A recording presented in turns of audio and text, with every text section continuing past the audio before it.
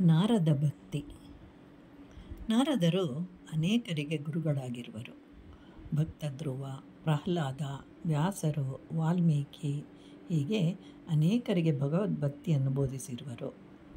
ಧ್ರುವನು ಇನ್ನೂ ಚಿಕ್ಕ ಬಾಲಕನು. ಹೇಗೆ ಆರಾಧಿಸಬೇಕು ಅಂತ ಹೇಳಿ ಇನ್ನೂ ತಿಳಿಯದ ವಯಸ್ಸು. ಅವನಿಗೆ ವಿಷ್ಣು ಭಕ್ತಿಯನ್ನು ತಿಳಿಸ್ತಾನೆ. ಹಿರಣ್ಯಕಶಿಪು ರಾಕ್ಷಸ. ಅವನ ಪತ್ನಿ ಗಯಾದು. ಅವಳನ್ನು ತನ್ನ ಆಶ್ರಮಕ್ಕೆ ಕರೆದು ತಂದು ವಿಷ್ಣು ಭಕ್ತಿಯನ್ನು ವಿವರಿಸ್ತಾನೆ. ವಾಲ್ಮೀಕಿಯ ಹೆಸರು ಪ್ರಚೇತಸ. ಅವನು ಕಾಡುಗಳ್ಳನಾಗಿರ್ತಾನೆ. ಅವನಿಗೂ ವಿಷ್ಣು ಭಕ್ತಿಯ ಮಹತ್ವವನ್ನು ತಿಳಿಸಿದವರು ನಾರದರು. ಕಾಡುಗಳ್ಳನಾಗಿ ಇಂತಹ ಪಾಪಕರ್ಮಗಳನ್ನು ಮಾಡ್ತಾ ಇದೆಯಾ ಅಂತ ಹೇಳಿ ಜ್ಞಾನವನ್ನು ಬೋಧಿಸಿದವರು ನಾರದರು. ಅಲ್ಲದೆ ಅವರಿಗೆ ರಾಮನಾಮ ಅನ್ನುವಂತಹ ತಾರಕ ಮಂತ್ರವನ್ನು ಜಪಿಸುವಂತೆ ಮಾಡಿ ರಾಮಾಯಣವೆಂಬ ಮಹಾಕಾವ್ಯವನ್ನು ರಚಿಸಲು ಮೂಲ ಕಾರಣರು ನಾರದ ಮಹರ್ಷಿಗಳು. ಅದೇ ಆದಿಕಾವ್ಯ, ಅದೇ ಧ್ವನಿಕಾವ್ಯ.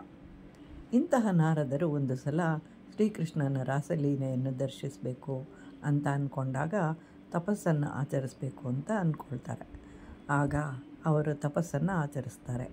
ಆ ಸ್ಥಳವೇ ನಾರದವನ ಅಂತ ಹೇಳಿ ಪ್ರಸಿದ್ಧಿಯನ್ನು ಪಡೆದಿದೆ.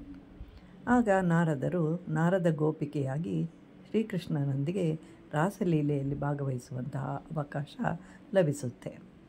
ರಾವಣಾಸುರನು ನಾರದರು ಮಹಾತ್ಮರಲ್ಲಿ ಒಬ್ಬನು ಅಂತ ಹೇಳಿದ್ದಾನೆ. ಅರ್ಜುನನು ನಾರದರನ್ನು ಭಾಗವತೋತ್ತಮ ಅಂತ ಹೇಳಿ ಶ್ರೀಕೃಷ್ಣನಿಗೆ ಹೇಳಿದ. ಯಾಕೆ ಅಂತಂದರೆ ಇವರು ನಾರಾಯಣ ಮಂತ್ರವನ್ನು ನಿರಂತರವಾಗಿ ಜಪಿಸ್ತಾ ಇರ್ತಾರೆ. ಯಾವ ಲೋಕಕ್ಕೆ ಯಾವಾಗ ಬೇಕಾದರೂ ಹೋಗಬಲ್ಲರು. ಇವರು ಭಕ್ತಿಯ ಬಗ್ಗೆ ಕೆಲವು ಸೂತ್ರಗಳನ್ನು ರಚಿಸಿದ್ದಾರೆ.